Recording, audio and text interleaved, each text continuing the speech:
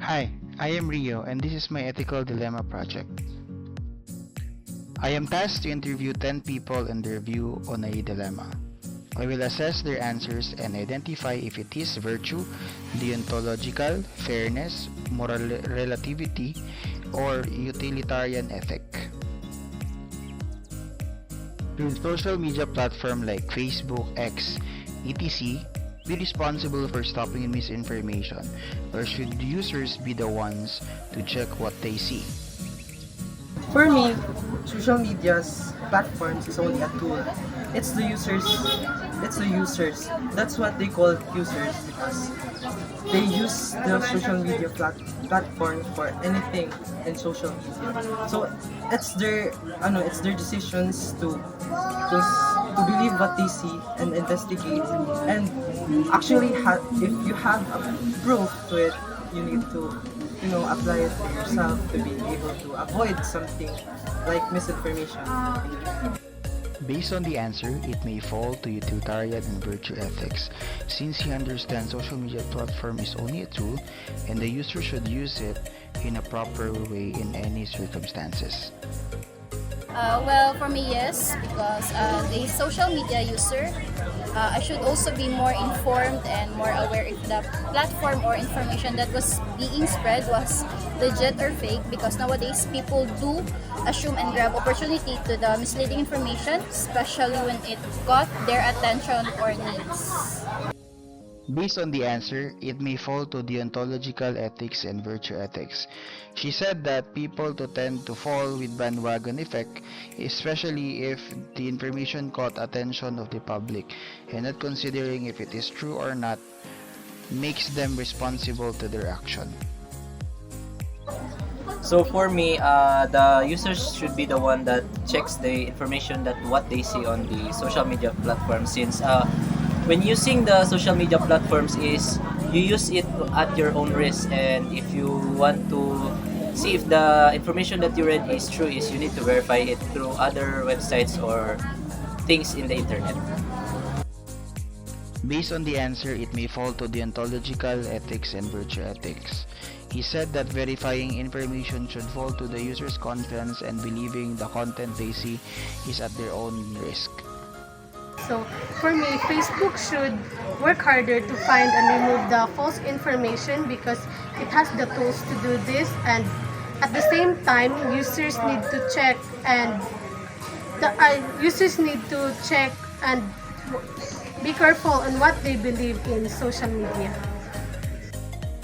Based on the answer, it may fall to deontological ethics and virtue ethics. She said and was suggesting that Facebook has the duty to validate and remove false information in their platform, and the users should always check the information. For me, it will be the media platform who are responsible for all this misinformation because they are the one who makes this media and they are the one can stop it. And the media platform can delete this misinformation so that the people who uses media will not affect distortion of memories and beliefs. And that is the reason it will be the media platform will be responsible for all this misinformation so that the social media will not filled with fake news.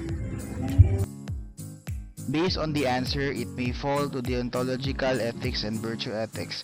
He said that responsibility falls to the social media platform, by which validifying and removing false information is at their control on the basis of their duty.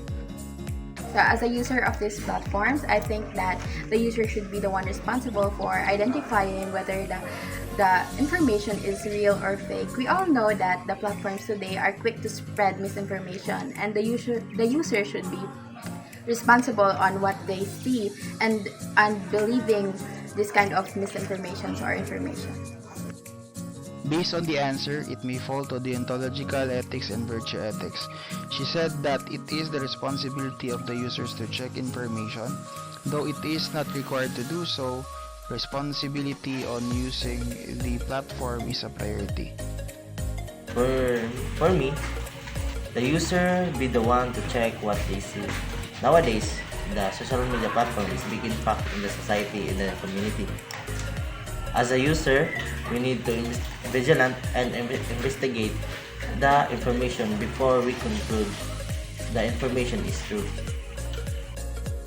Based on the answer, it may fall to deontological ethics and virtue ethics. He said that users should practice vigilance even if it's not required because it is the right thing to do so and always investigate if the information is true before believing it.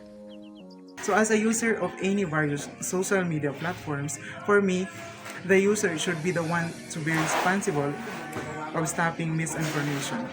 It is really crucial for us to think critically, think before we click, of identifying which information is rightful and valid. So with this, we can contribute a good impact to the digital world and we will be able to become a digitally literate person. Based on the answer, it may fall to utilitarian ethics and virtue ethics. He said the phrase think before we click, which means practicing such actions though it is not a requirement ultimately produces responsible usage of the platform, and having this responsible behavior in action validifies healthier and informed digital environment. So for me, users should be the one who is responsible for checking what they see on any digital platforms. Because as a users, it is our responsibility to check or verify the information we come across on social media. Because at the end of the day, it is our responsibility in ensuring what we believe and share is accurate. So while some social media platforms can flag, detect, or check the misleading content or information, yet they cannot catch everything on it. So we should not rely on them entirely. So as a users, it is our responsibility to think critically about what we see online by questioning the sources and learning how to spot the misleading or misinformation. We can build a more informed and trustworthy online community. That's all. Thank you.